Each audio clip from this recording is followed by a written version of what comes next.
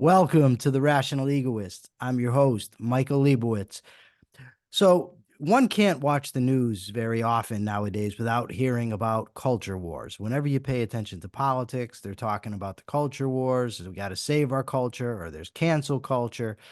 So, I decided to have somebody on to talk to us about culture and culture wars. And our guest today is an assistant professor at the College of Humanities and Social Sciences, Webster University in Vienna, Austria, and he is an expert in cultural history, cultural conflict, and culture wars. Hope I don't butcher your name. If I do, I apologize. Ralph Schoellhamer. There you go. Perfect. All right, I did something right. Okay. So before we could talk about a culture war, I guess what is culture and how do we define it? How do we define culture? How do we define culture war? I think that's a great question. And the reason why this is a great question, because I think there's a lot of confusion around the term culture when we use it, right? It's such a general term in everyday conversations that we sometimes forget to define it and think this is word, and the idea of culture wars can become very confusing. Personally, I mean, we can discuss, right, what we think, what everybody can put whatever they want into the idea of culture. But I like a definition that Alan Bloom has been using in his Closing of the American Mind, and he took it from Nietzsche. And the idea is that culture is, in a sense, where the discussion stops. And what he means by this is it's the kind of things that we simply believe to be true, that don't really need a particular justification. Or to put it in simpler terms, it's like, when you are supposed to do something, your grandmother tells you to do something or not to do something, and you say, yeah, but why? And your grandma says, because this is how it's done, right? That it brokers an argument. And what I mean by this, and I'm going to do just as a forewarning, I'm going to do a lot of name dropping, but not because I want to kind of show off or something, but just I want to give your viewers and listeners the opportunity, right, kind of to access the same sources that I'm using, because none of the things I'm saying here came from my mind, right? A lot of this is secondhand knowledge, and I'm not ashamed of saying that I take a lot of information from people who I consider significantly smarter and significantly better writers than me. I think the best way to really get into what culture is in recent years is the book Dominion by Tom Holland. For those of your viewers and listeners who are not familiar with Tom Holland, not the actor who plays Spider-Man, even though their names are written exactly the same way, but he's a British historian, and he has written tons and tons and tons about Rome and the ancient Greeks and the ancient Persians. But his most recent book, actually not his most recent books, was again about Rome, but shortly before that was a book called Dominion. And it deals with the history of Christianity. And the core argument that Holland makes in this book is that Western civilization is so thoroughly Christian in our moral outlook that we no longer realize it. He says we're like goldfish swimming in Christian waters, and we don't even realize that we, so to speak, in these waters. And he does this quite nicely. To give you one example, for example, this idea that I think is pervasive, at least in the Western world, right, that the underdog deserves our sympathy, and that the weak are the ones who kind of have some form of moral superiority. So all these ideas, right, that the last will be first, so that the strong are potentially the suppressor. I mean, I would argue in many ways, since we'll be talking about the culture wars, that the whole famous oppressor-oppressed dichotomy is in essence a Christian idea, right? Those who are strong and powerful by default are suppressing the weak, and we are supposed to be on the side of the weak. This is, I think, the most pervasive argument that Holland is making. He says such an argument would have been completely alien to an ancient Roman or an ancient Greek, because for them the idea was that the strong are supposed to rule, right? That the strong, because they are stronger than others, are entitled to a superior position in society. And this is then something, of course, that also Nietzsche has been picking up. And what makes this argument so interesting is that the true test of culture is if we use and act according to certain moral ideas without even realizing it, right? I think that is then truly, truly, truly what we mean by culture, that it's something that we do instinctively, that it's certain behavior that is learned over time, but it has been completely internalized. So we assume, as I said, we just assume, for example, as I said before, right, that there is a certain sympathy with the weak is appropriate or is the right step. But once we start questioning it, I think this becomes more interesting. I give you one other example. I'm sure that many of your listeners and viewers are familiar with Yuval Harari, right? A very famous author, and I think also a pretty good provocateur. And currently, while we're speaking here, there's a clip of him going around on the internet where he's talking about that human rights are a myth, right? That they're basically superstition. And he got, Jordan Peterson reacted to it and said that's a horrible thing to say, and a couple of other people reacted to this as well. But in essence, he is right. I mean, objectively, there is no such thing as a human right. I believe in it.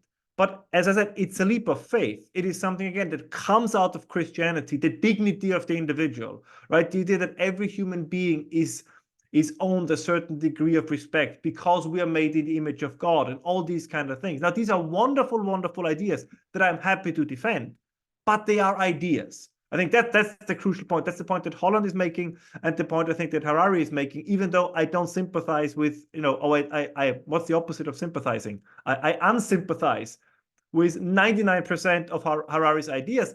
But in this specific instant, he's not wrong, right? And this is, I think, now the essence of culture, because the essence of culture is, at the end of the day, what do we genuinely believe in?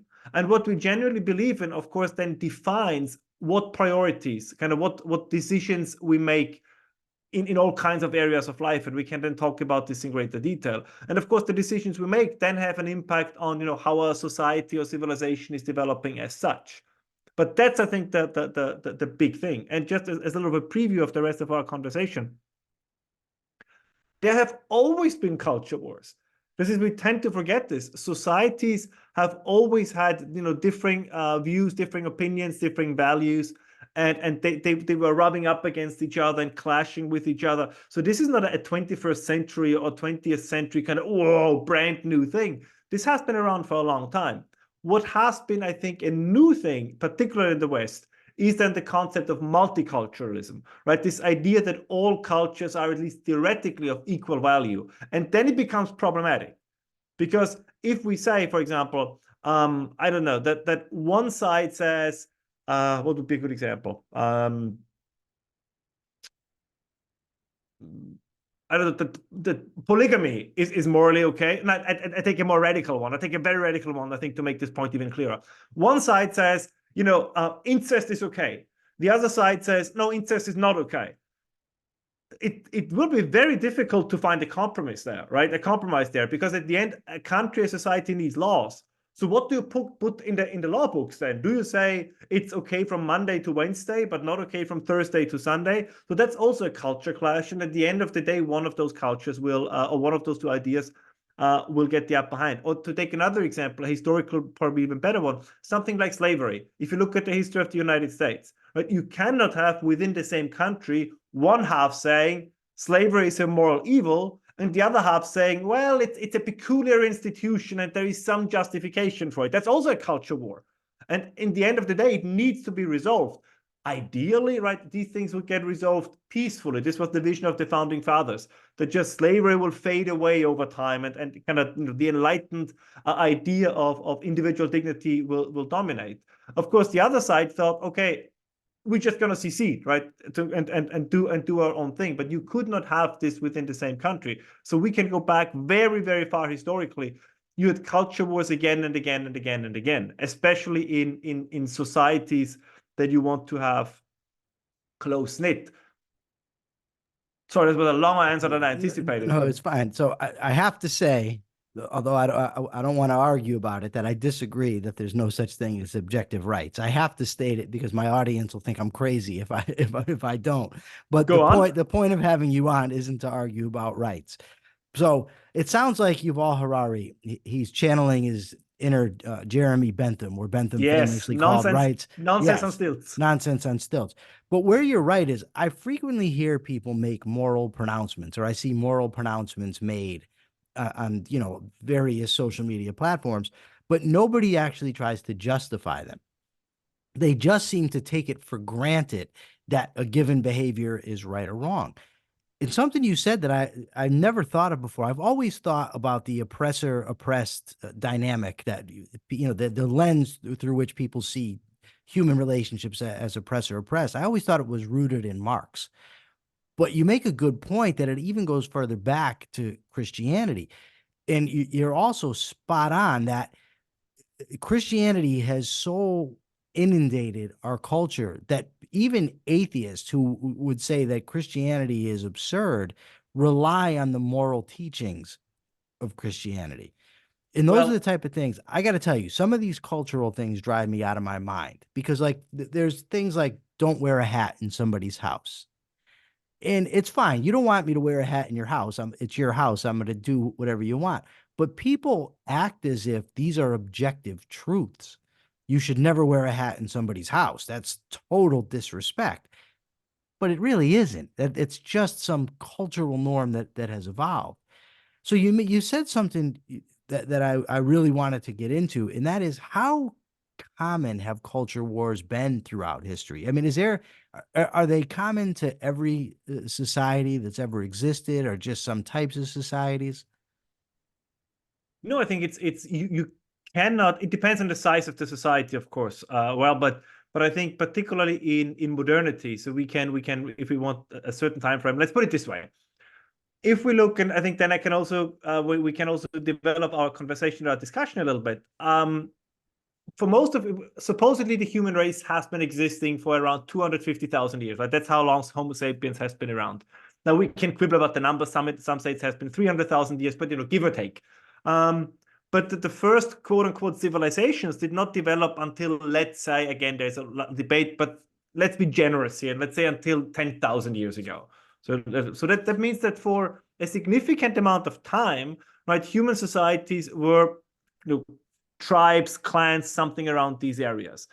And in these constellations, I would argue there were not particular culture wars, because this is when really human societies were mainly driven by instinct, right? Loyalty to family, loyalty to people who were blood related. I mean, these, by the way, were also extremely brutal societies. I know there has been this trend in the 50s and 60s, and it's still around a little bit today, that indigenous societies, they're much more in harmony with nature and they're peaceful. But the archaeological evidence that we have and the anthropological evidence that we have say, oh no, this was not a very happy time.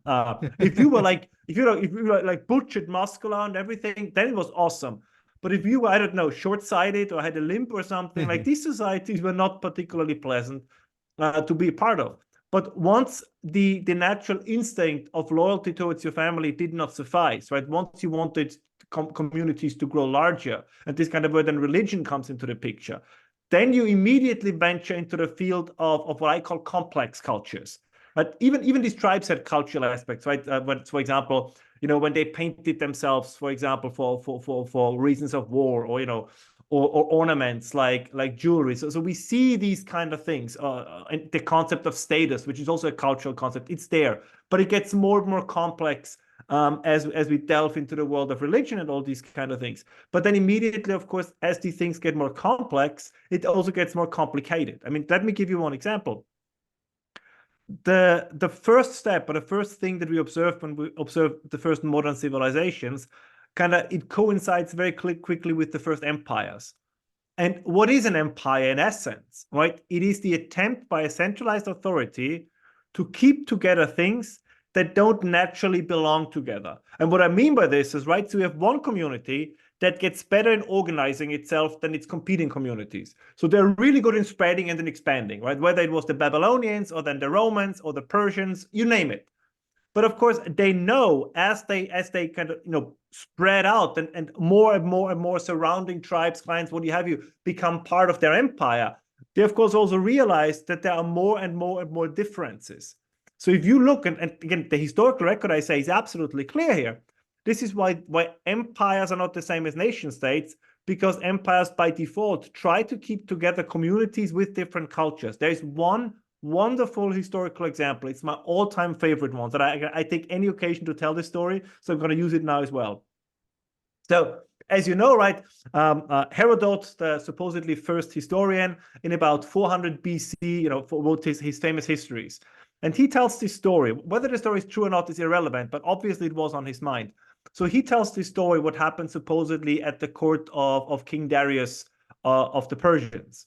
So there was a Greek delegation and the delegation of the Calanthians, which was another tribe that the Persians ruled over. And Darius said to the Greeks that if a relative of you dies, what do you do? And the Greeks said, well, we cremate them, we burn them, right? This is our way to kind of honor the dead in our society. Or of course, as they would say, going to what you said, that's the objective way how it's supposed to do it. And then he asked the Calanthians, how do you do it? And they said, if somebody dies, we eat them, right? So their way was not cremation, it was cannibalism. And the reaction was that the Greeks said what the Corinthians do is absolutely abhorrent. So he says they cannot even breathe the same air with these people in the room. And the Corinthians made the same argument about the Greeks. They said, burning someone whom you loved, how can you do this? It's abhorrent. And supposedly Darius then says, you see, custom is king. That's his famous, supposedly his famous saying. He says, both of you try to honor your forefathers, but you share the same intention, but you do it in such different ways that what the other side does is absolutely unacceptable to you, even though the intention is the same. And this is for me kind of one of the first, for me at least, that's the first historical example of a culture war, because none of these two sides is objectively bad or evil. In fact, you can say they try to do the same thing, but the way in which they do it is so different that you could not get them together. And this is why the Persians, in essence, were a very tolerant empire. But this was not because they morally liked the idea of tolerance. They did it because they said, if we try to force the Greek custom on the Calanthians or the Calanthian custom on the Greeks, our empire is going to blow up. But this is to answer your question. There you kind of have the first essence of culture wars. But the problem is, of course, that back, this was 2,500 years ago, that back then such an empire was not a massively centralized state. So in the end, as long as everybody paid their tribute or their taxes, the Persian king didn't really care what was going on. But if you have a centralized state like Austria, like the United States, like France, then these things become more difficult, right? Then you cannot say the Californians do it this way and the Texans do it that way. A little bit this is still happening. Basically, the idea of federalism, you can say, is a little bit in principle an imperial structure, right? You say the only way how we can keep this country together is if we allow everyone to do as they please to some extent, as we know with the Civil War, right? When it comes to slavery, this whole thing starts to break down. But we can go, I think, very much through history. Or to give you another example, the Enlightenment in Europe was in many ways, to use one of my favorite monarchs, right? Frederick the Great in the 18th century. The European Enlightenment was imposed from the top down, right? You had these so-called enlightened despots who more or less forced their populations. They dragged them kicking and screaming into the Enlightenment. The French Revolution in many ways did the same thing then later on. And I think we have plenty, again, the Anglo-Saxon, the English experience is a little bit different. There I would say it was more bottom-up than it was top-down.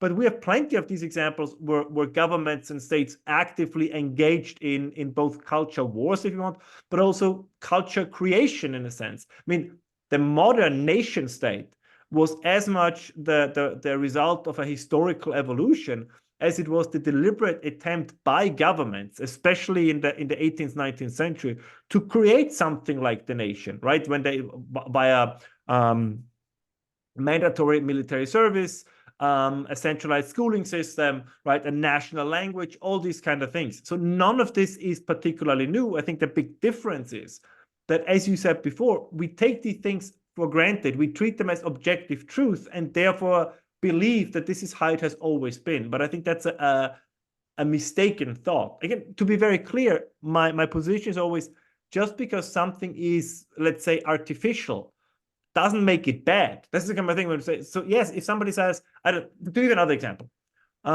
you can argue that the nation is imaginary, right? Benedict Anderson's famous example of imagined communities. Okay, well, that's true. And therefore everything connected to it is quote unquote also imaginary. But even if that is true, I think that doesn't devalue it. I mean, I give you another example. I could tell you, I don't know, do you have a good relationship with your parents? I was on decent terms with them when they passed. Sure. Oh, I'm sorry Wasn't to great, hear but that. yeah. But in the end, like, you could make the argument that whomever we are born to, right, whoever our parents are, that's coincidence. Like, you had no choice in the matter. So you could make the argument and saying, so why should you love your parents more than anybody else? Or why should you have a particular affection? Because it's complete coincidence that that they are your parents. But I think families would start to break down, right? If this is the relationship between children and the parents, that you say, mom, dad, this was the roll of a dice, but I don't owe you any kind of loyalty or allegiance or something, families would start to break down. And I think this would really be a problem on the long run also for the sustainability of a society. And I think the same is true in the larger scale as well. Sure, it is coincidence that I am born Austrian, but I think I can still feel loyalty to my country, to its history. I can feel an emotional attachment to it, just as I feel an emotional attachment to my siblings and my parents, even though the fact that they are my siblings and my parents and that Austria is my country is the result of poor coincidence. So just that because something is imagined or coincidence doesn't think gives it less value. So I don't know how much you know about the United States, but you seem to be knowledgeable. So what are some examples of culture wars that have taken place in my country, in the United States? Well, one of my favorite ones is the Mormon Wars, for example, right? Where you had the United States kind of from early on, particularly when it came to religion, a fairly tolerant approach. But once the Mormons started to think that they can do their entirely own thing that would also go against what the federal government wanted, the federal government stepped in. So I think even within the United States, there is a high degree of tolerance. But the Constitution, right, and certain, I would argue, even traditions set the limit to what those kind of what these levels of tolerance are. And you saw this, I think, a couple of weeks ago. I mean, I find it always interesting. As you said, we believe certain things to be objective truth, but when they get challenged, you can kind of see that the moral conundrum we come into. I think when there was this one guy who was attacking a satanic temple or something, or a satanic statue. And then all of a sudden you have this wide debate on, well, is Satanism really a religion? Right? Was it kind of, does it potentially deserve the same kind of treatment as any other religion? And I'm sure that the founding fathers did not have Satanism in mind when they wrote the Bill of Rights and when they wrote the Constitution. But of course, the reason why they didn't have that in mind is because it would have been completely unthinkable in 1800 that somebody would publicly announce that they will create the Church of Satan, right? It would just, you would have immediately ostracized. You would have been, here's the thing, you would have been canceled. So this is the other thing, like cancel culture has also existed for a long time. It's in many ways, and I say this very carefully because I don't want to be taken out of context or purely analytically, cancel culture is also, if it's done quote unquote right, is also a form, let's say, of societal hygiene. Because, as I said before, I know this is always an extreme example, but I think it's a crucial one. We would not tolerate incestuous relationships. Now, if I marry my sister, I don't have a sister, but hypothetically, if I marry my sister and then I get ostracized in society, you can also say, oh, Ralph is getting canceled. But is that really then potential? Is that really then a bad thing? I wouldn't be saying, well, given what's going on, that you might deserve a certain level of ostracization. As I said, it depends what do this apply to, because historically we have seen this applied very often very wrongly. But did it exist in the past? Is again, quote unquote, cancel culture, a constant presence in every society? Of course it is. Like there have always been limits to conversations and discourse or ways of behavior. There have been historical periods like the Republic of Letters in France, again, during the Enlightenment, where there was really this massive, which was awesome, I suppose, this massive push forward where the idea was everything is allowed, right? There's nothing that shouldn't be questioned. So, and that's all great, right? Fantastic ideas, don't get me wrong. But that historically was the exception, not the rule. And we also have to admit that a significant part of Enlightenment culture was an elite culture, right? This was something that was accessible for a significant layer of society. The average European, the average American, was still very much entrenched in the culture of the ancien regime, the previous regime. I think this is something we tend to forget, that just because Voltaire and Diderot had their ideas and their thoughts, it doesn't mean that everybody in France thought like that. It's something that they could afford, but in the French countryside, I'm pretty sure that many people did not think like that. I like how what you said about cancel culture, because it sounds to me that cancel culture is an example of something that can be good, but can also be taken too far. An analogy, and it doesn't work exactly, but I like it anyway, would be to an autoimmune disease, right? Where we have to have an immune system to fight off infection, but there's times when the thing goes haywire and ultimately then attacks us. And that's obviously not good, because cancel culture, if used effectively, can be used in lieu of government, right? So you don't need government regulations doing things, because people understand what's acceptable and not acceptable behavior in society. When it gets out of hand is when they start canceling virtually anything that anybody disagrees with. And then you have serious problems, right? So in America, it seems that a lot of the culture wars are rooted in identity politics. And that might be because of what you said earlier about the modern multiculturalism, right? Where it's basically taken almost for granted that all cultures are equal. And when you have that idea, and then some people want to cling to their culture, you're going to end up with, sort of contentious relationships.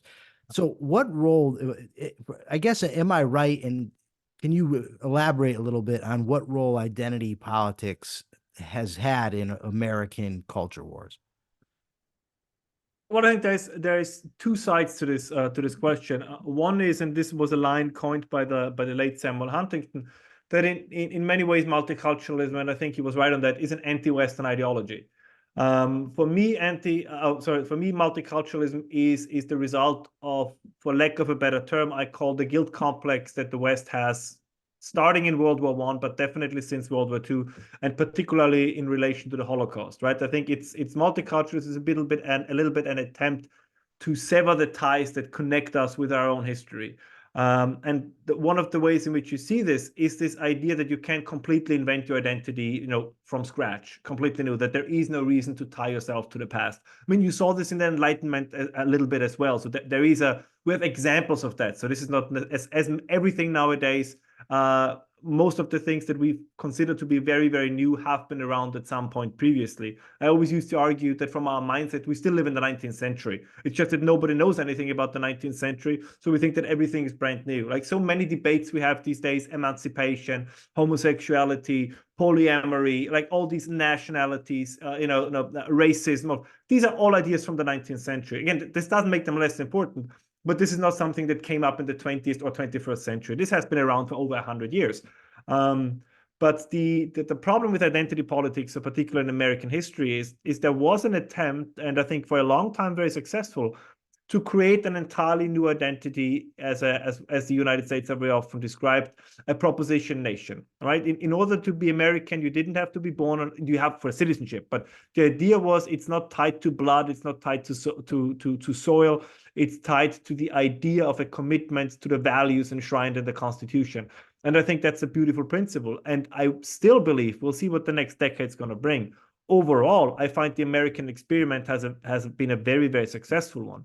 I mean, it is absolutely amazing in historical comparison that you have a country of such diversity, a country where one part of the population held a significant part of the other population literally in slavery, so literally in chains. And again, by historical terms, not that long ago. I mean, if we throw in segregation, that was not even 100 years past. So in historical dimension, this is all stuff from yesterday. But I think in many ways, the United States have shown that it is possible to create a shared identity around ideas. And this brings us back to the beginning of our conversation. At the end of the day, it is what people believe in. Is American identity something that you can touch, that you can? No, but if people share it, right? If two people meet and they both say, I'm American, well, I'm American, and they both have an idea of what that means, what to expect in behavior from the other person, then you have a shared identity. Again, we can't, and one guy might be from Sweden and the other guy might be African American, but I don't think that is really then a problem. And you see this in historically, you've seen this in many American institutions. I find the story of the United States a wonderful, to this very day, a wonderful success story. So what bothers and worries me so much about contemporary identity politics is that we try to break something that wasn't broken. The famous saying, don't fix it if it ain't broken. And if you look back at certain characters like Frederick Douglass, for example, or of course, Martin Luther King and others, I think that, or Booker T. Washington, right? They made exactly that kind of argument that America is a promise. And yes, originally this promise was only achievable for a very small minority, white males, but the promise was there. So it was only a matter of time until it would expand and include more and more and more and more people, which it ultimately did, right? There is this famous essay by Frederick Douglass. This is the title. It's not my mistake that's the title, right? It said, what does the 4th of July mean to the Negro? Again, at the time where he wrote, that was the term that they used. But this is exactly the argument that he made, right? That nobody, and he was a slave himself, right? This man knew what he was talking about, but his criticism was not at the American idea in itself. It was that it was applied, in too limited a fashion. And then it changed, right? And now African Americans have full civil rights and civil liberties and are part of the American society. I would say that some of America's most intriguing and inspiring intellectuals, like whether it was, well, he died recently, but Thomas Sowell, who's still alive, for example, like is probably the most significant thinker in America alive today, who's African American, right? You had significant figures. Somebody who I personally liked for many reasons was Herman Cain, right? The late Herman Cain was somebody I treasure. I would have loved to see him being the Republican presidential candidate. I think it was in 2012, if I'm not mistaken. So the American dream became attainable beyond the once white majority. And by the way, we see this in the numbers.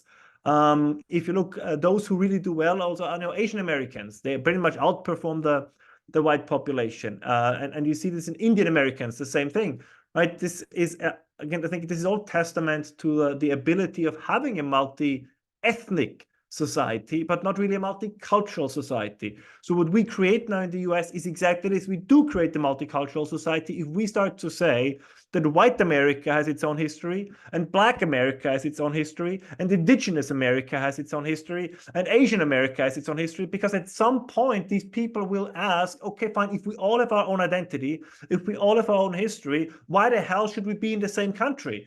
And that's a justified question. Because you could make this, for example, in Germany, but we treat Germany as a country. Germany is a country.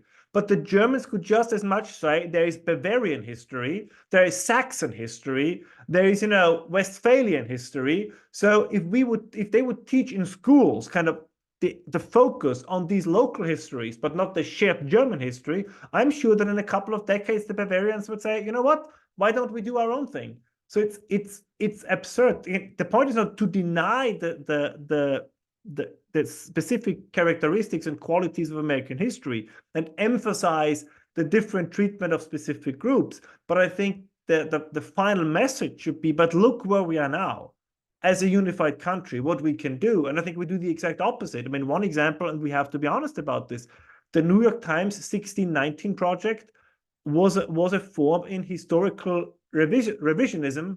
Did I say it right? Well, anyway, kind of where facts were, tortured to the point and with the purpose to create a narrative that would make it impossible to keep America together. If this is what you teach school children, at some point, the United States will start to dissolve. And as I said, because it's ideas. So if you create the idea of we can do this together, we can walk this together, then that's the idea. If you create the idea that we are actually completely separate, well, then you're going to walk separate ways. And it goes back to what you said before. The state cannot fill that gap, because this is, I think, the idea that many have. They say, oh, we're going to be all super separate. Our paths shall never cross, but the state will keep us all together. Then you become an empire, right? Because then what I said originally, then the state has to keep things together that don't want to be together. And you can only do this by authoritarian means. I'm not saying by totalitarian, but by authoritarian means. This is, I think, again, what many people don't understand. Empires are not authoritarian by choice. They have to be, because they try to keep things together that do not belong together. If you have pieces that pull apart, but you want to keep them together, you have to use force. That's a completely different story than if you have pieces that want to stick together, right? This is why Germany is not an empire nowadays, because the Bavarians want to be part of Germany. But if they look, by the way, we have another example, Spain. In Spain, you see exactly this problem happening. When the Catalonians say we want our own state, when the Basques say we want our own state, it's like with a snap of a finger, Madrid has to behave as a quasi-imperial power because they need to keep something together that doesn't really want to stick together anymore. The United Kingdom will be, actually, even a better example, the United Kingdom, when the separation happened from Ireland, right, then the United Kingdom was an empire, but even there was the realization they just don't want to be part of this. So we can try by force to keep them, or we let them go. In this case, they decided to let them go. And this is also the issue they have currently, for example, with Scotland. So you don't, like, I don't think that the British would send troops into Scotland, but they would have hypothetically to behave significantly more imperial if they want to keep someone within the United Kingdom that doesn't want to be part of it. For the audience, if you just saw a little hand tap me on I the saw a shoulder, little hand, yeah, yes. yeah, that's my girlfriend's son. He's over here on the side of me, being a very good boy at the moment, although he did tap me. You're right about multiculturalism, that it's an anti-Western ideology. It's like all cultures are equal except the West is bad. It's like moral relativism, right? Yes. Everybody's morally okay except for the West is morally depraved. Despite the fact, of course, that the whole idea of tolerance emanates from the West, the whole ideas of freedom, equality emanate from the West. It's still vilified. So I think that's a good point that you made. So I think I know the answer now after talking to you for a little while, but I'll ask the question anyway. How concerned should we be about the current rendition of culture wars that's taking place in the United States? Well, I'm sometimes wondering, my sense is, and I can be wrong there, but maybe it's also a little bit of wishful thinking.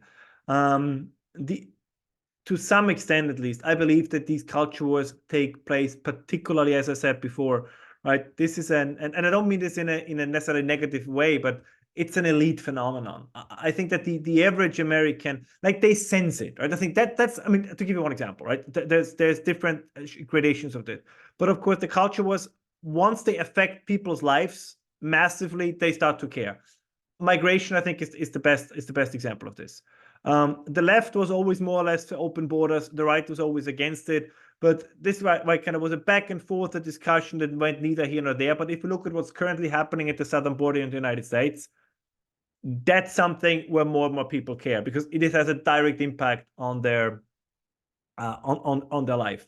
I think you saw it as almost an aftershock of the COVID era, when more and more parents saw what their kids are taught in school, right? That all of a sudden the whole transgender issue became much more pronounced, because all of a sudden they kind of realized that kids are taught there are 75 genders, and if a boy wants to be a girl wants to be a boy, that's all no problem. I think there, then all of a sudden it trickled down into kind of the society, and to society at large. And you see this in some other areas as well. And that makes it problematic. On the other hand, of course, you could argue, I mean, if you look at polls, there is no widespread disagreement on the migration question. I don't think there is widespread disagreement on the transgender issue. I also don't think there is, to take another example, there is widespread disagreement on the abortion issue. I think most Americans say it should be legal up to a certain point, and at a certain point it should be illegal. Right? I think, again, very often, this is my hope in this, is that the average person is not as extreme in these culture wars than that, let's say, that the cultural or political elite. So the right says no abortion whatsoever. The left says abortion, partial birth abortion up until month 8, and people say, well, it doesn't seem right to me. And the same thing is, people are very tolerant about, in a sense, about cross-dressing and transgenderism and all these kind of things.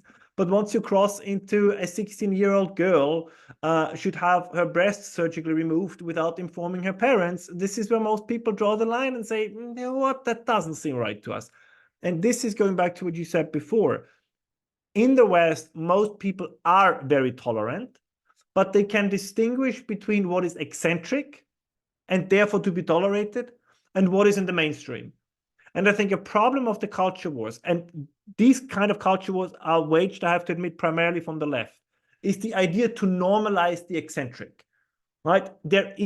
For example, it's not a topic I'm particularly specializing in, but I think it's a good example. But transgenderism is something that takes place on the fringes of society, right? The idea that there is like, 30% in a society are male, 30% are female, and another 30% is somewhere in between. That's nonsense, right? That's nonsense. That's like saying there are people who are born with, a missing finger or any other missing extremity. But we don't say, well, this is just, right? We don't say that there is 1/3 that has 2 arms, and 1/3 or another third that only has 1 arm, because we know what is quote unquote normal. So this is the thing. There is something like normal, or average, whatever you want to then call it. And I think this is what a culture wars became problematic, because you get a backlash. And I think the best example is here.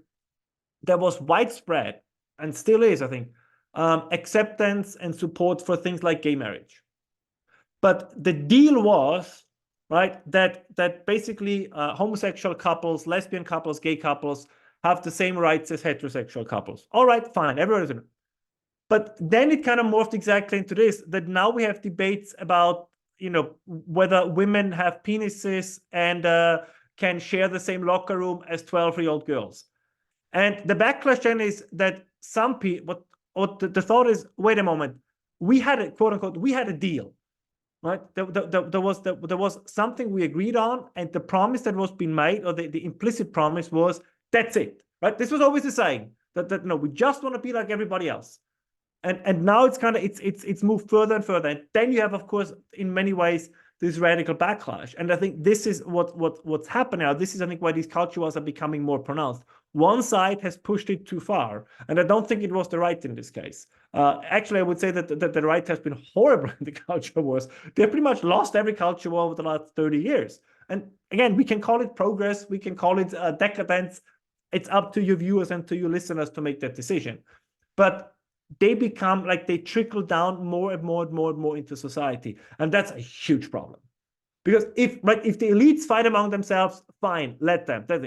But if this becomes something where more and more and more and more people now align themselves, and if everything now becomes politicized, right? When people say, do you go to Chick-fil-A, or what's your favorite fast food chain? And then everybody says, so he I don't know what is it, Bud Light, right? So he drinks Bud Light, so he must be a fan of Dylan Mulvaney and for the entire trans agenda.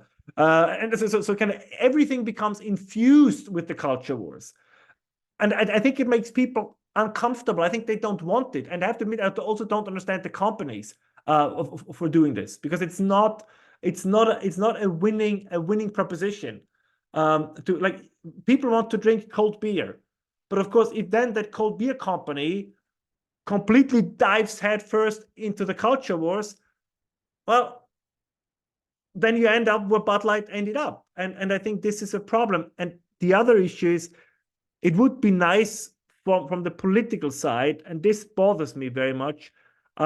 We have, it's a very long answer, but I think that's a novel thing. We have reached the kind of, Instagram, TikTok politics. Everybody wants to get a soundbite, like everybody wants to go viral, and that's fine to some extent, but substance. So everyone tries to be more and more and more and more provocative, and it works. Everybody knows, Major Taylor Greene. Did I say that correctly? I think, yeah. And everybody knows Alexandra Ocasio-Cortez. But there are no more, let's say, soft-spoken, cerebral thinking politicians, because that doesn't get you on TikTok, Instagram, or Twitter. If you look back historically, I mean, somebody like John F. Kennedy, who whatever one thinks about him, but John F. Kennedy was somebody who wrote book reviews for major US newspapers while he was campaigning for being president. Napoleon had an entire library with him wherever he went. These were actual deep thinkers. They were not looking for a quick soundbite. I mean, you saw it, I think it was a couple of days ago, when Hunter Biden appeared in Congress. That's a show, right? This is nothing here serious anymore. And that is, again, I always believe that America is strong enough that it will continue to run simply because its people are great. But is this something that can work forever? Or is it at some point trickling down to such an extent that it's really becoming more and more difficult to keep things going? The good news are, and I think we saw this also not coming out of Davos, and a little bit also with the current economic crisis and high interest rates. The high interest rates in many ways are almost like in a horrible way, but like a cleansing fire, because now when money becomes tight, money for stupid and idiotic ideas also becomes tight. So you see not just, let's say, cultural backlash against things like diversity, inclusion, and equity and equality, and whatever you want to call it. You also see a financial one. Because if you have to cut significant positions in your company, I mean, do you cut the engineer that keeps your factory running? Or do you cut your vice president for diversity and outreach? And I think that's a good thing. And of course, the other event we had after what happened in the Middle East on October 7th was that it became once again clear, just like after COVID, that even our institutions of higher education are basically ideological indoctrination institutions. And that makes people feel uncomfortable. So there is a culture war is going on. But as a last point on this, maybe, well, we'll see what the next presidential election is going to be. But even the Democrats, for example, know they cannot run a complete left-wing culture warrior, which is why they go with again, most likely with Joe Biden. The Republicans tried it. Unfortunately, Trump is a phenomenon sui generis. Like Trump is, and you cannot like this is such a special thing. I mean, Trump is also not your typical culture warrior. If you look at the biography of Donald Trump, I mean, he's not some far-right Christian, whatever. He was pro-gay marriage, pro-abortion. Like he was super to the left. He just then said, okay, how do I have to move to get, to become the candidate of the right? So, that's a phenomenon of its own. But even in politics, they know that you don't win a general election by being, completely in the extremes of the culture war. And that gives me some comfort that most people are reasonable. Most people kind of, as I said, tolerant of the eccentric, but also always realizing that the eccentric is just that, it's eccentric. Well, I think a great lesson we could take from this is that neither Marjorie Taylor Greene nor Alexandria Ocasio-Cortez are deep thinkers. I mean, I know it's a mean thing to say, but that the truth is not mean. It's reality. Yeah. Okay, Professor, is there anything that we didn't address that you think that we should have before I let you go? Well, but maybe one last thing. That's kind of, if anybody is looking for comfort in these times and in these troubled times that we're living in, and that is, don't get sucked into it. Sometimes take a break off social media. I can sense myself. I occasionally get sucked into it, but there's a lot of satisfaction, a lot of calm and tranquility be found in one's direct surroundings. Have a beer with friends, visit, maybe someone's parents. So for example, my parents don't know what social media is. So I always find it very encouraging when I talk to my parents, like nothing of them even touches them because they simply don't know that it's going on. They're in their 80s. They don't know what Twitter is. They don't know what Facebook is. And I think this is always very helpful then, because is what's happening on Twitter, what's happening in the culture it's not there. We allow ourselves, because it is exciting. I get drawn into it as well because it's engaging, it's emotional, because it is culture. But I think sometimes it's a good thing kind of to take some distance. As I said, this goes back to Darius the Great, right? I think that many people are well-intended. Not all of them, right? There are grifters out there. There are those out there who want to stoke the fires of the culture wars, but most people are reasonable. And I think this is the most important thing. So I have not yet given up hope on Western civilization, but it's, it doesn't, was it Thomas Jefferson who said, like, you have to be eternally vigilant? Okay, so where can people find you? Do you have a website or a blog? Anything where that they can? I think the best thing is if you just Google my name, Ralph Schoellhamer, you come very quickly to my Twitter account. I post pretty much everything on there, and I think that's the best way to do it. Awesome. Well, thank you very much for being here. It's a great discussion. For now, this is the Rational Egoist signing out. I'm Michael Liebowitz. Remember, give me your likes, your dislikes, your comments. I want to know what you think. Till next time.